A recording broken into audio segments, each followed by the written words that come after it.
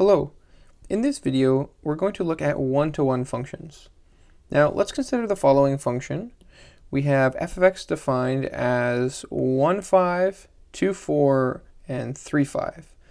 Now, those are sets of points there. And so a set of 3 points, it's not going to be like a connected function where it's a line. It's more just like a bunch of dots. It would look something like this, where you go 1, 5, and you make a dot, 2, 4, and 3, 5. Now let's go ahead and consider a different function. Let's call it maybe g of x. And this function is again a set of points. So we have 1, 1, we have 2, 3, and we have 3, 5. Now they're both functions. They're both well defined. They look a little different. One of them looks maybe like it came from a parabola, one maybe it came from a line, but I want to ask the following questions. Question 1. Given a particular x value, is it possible to determine a unique y value? So if we look at both of these graphs, we'll try to answer that question. If I select a particular x value, like 2, do we always have a unique y value? Well, here when x is 2, y is 4. Here when x is 2, y is 3. And if you look, whenever you pick an x value here, you always have a unique y value. I mean, sometimes you pick an x value like 4 and there is no y value. But if there is a y value, it's unique. There's just a single y value above the x point. So this question, question number 1, is this true? Is it possible? The answer, of course, would be yes. And it is because it is a function.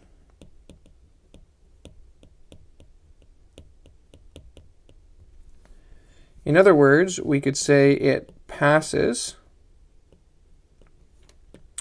the vertical line test.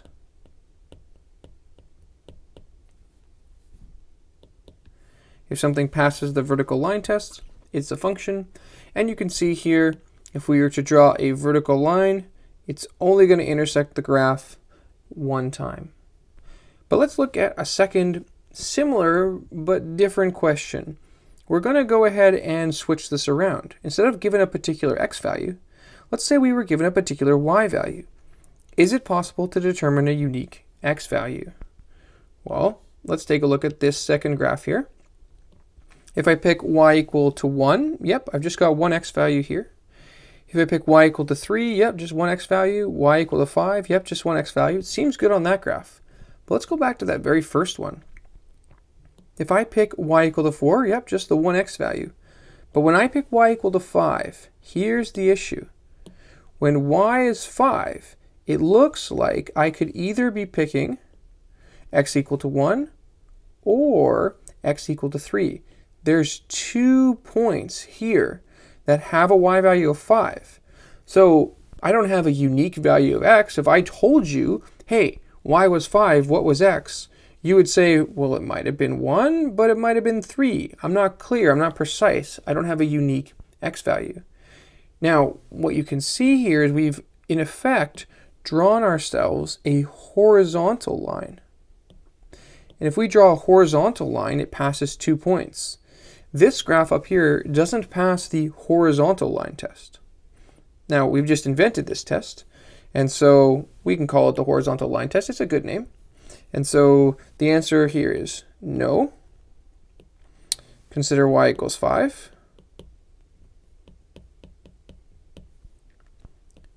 It has x equal to 1 and x equal to 3. And so it does not pass the horizontal line test.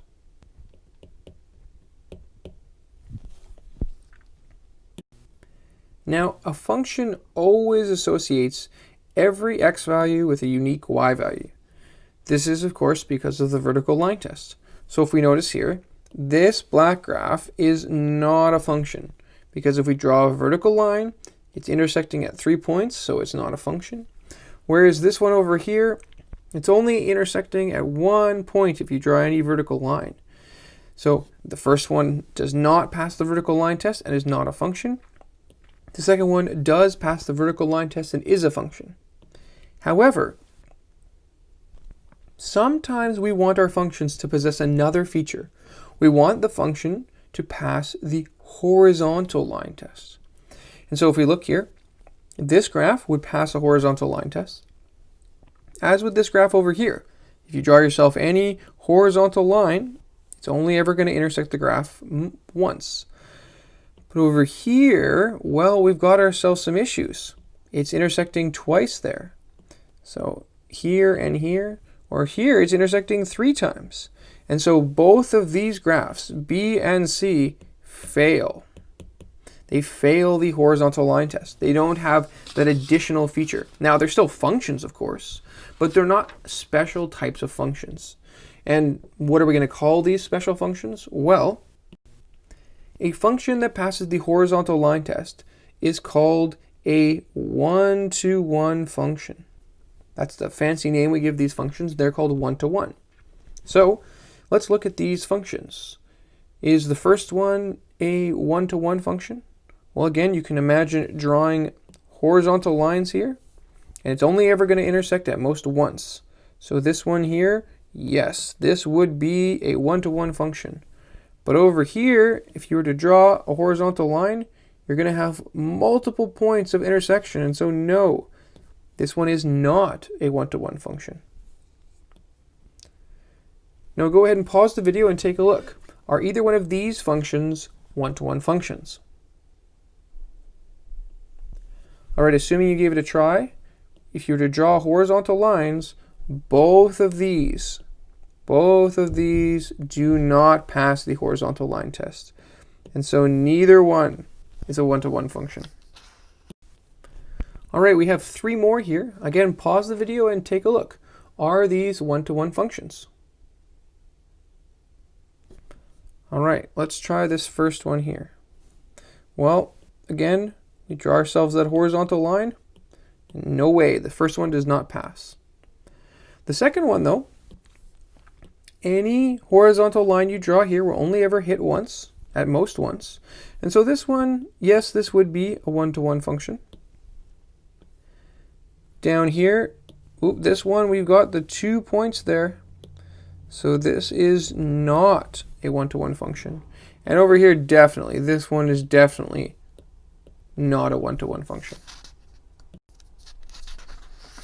Now, is f of x equal to x squared a one-to-one function? Our classic parabola. Well, we could go ahead and draw it. You start here at the origin, over 1 up 1, over 1 up 1, over 2 up 4, over 2 up 4.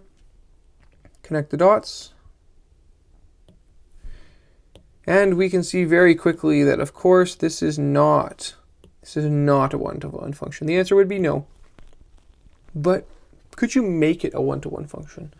Would there be some way to chop off part of the function, some way to restrict it to make it a one-to-one function? This is an example we've looked at before. Indeed, we could. We could make this a one-to-one function. What we would do is we would make a restricted domain. So we would restrict the domain to maybe only 0 to infinity. On the graph, it would look like this. We've effectively said to the graph, well, this portion over here, we're not really interested in you. We're going to cross all that off, and we're only going to include the portion where x is greater than or equal to 0. So the new graph with that restricted domain would start here, go over 1 up 1, over 2 up 4, and would just continue on to the right. Well, this graph would be a one-to-one function. Yes, this new function with the restricted domain is one-to-one. Now, why would we want to make f of x equal to x squared a one-to-one function? Well, the reason here is if we left f of x as it is, then when we graph the inverse, when we swap x and y, we obtain the following graph. So the vertex stays where it is, and then we swap those 2 points, We swap those 2 points, and we get a sideways parabola. And here's the question. Is this inverse a function? Does this pass the vertical line test? Just the basic vertical line test? And the answer, of course, is no.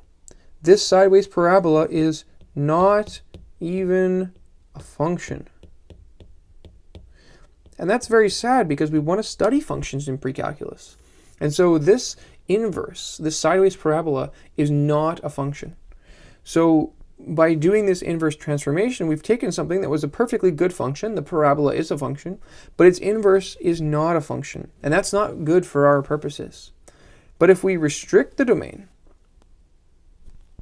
and we make the parabola 1 to 1, then when we graph the inverse, we get the following. Well, the origin is still there, and we get these 2 points. So we just get the top half of the sideways parabola. In this case, is this new graph, this inverse, is it a function? Does it pass the vertical line test? And the answer, of course, is yes. The inverse is a function. The inverse is a function. And so that's really good news because we have a function. We have something passing the vertical line test. So as our final remark, the inverse of a one-to-one function will also be a function. This happens because the original function passes the horizontal line test. After the transformation, this ensures the inverse will pass the vertical line test. So again, our original parabola, when we restricted it so that it passed the horizontal line test, what that meant was when we would do the inverse and create this new graph, the fact that the old graph had passed the horizontal line test means the new graph passes the vertical line test. And we take a function that turns into another function. Again, we always want to stay in the world of functions when we're studying pre-calculus, and that's exactly why one-to-one functions are so useful. Hopefully you enjoyed this video. Thanks for watching.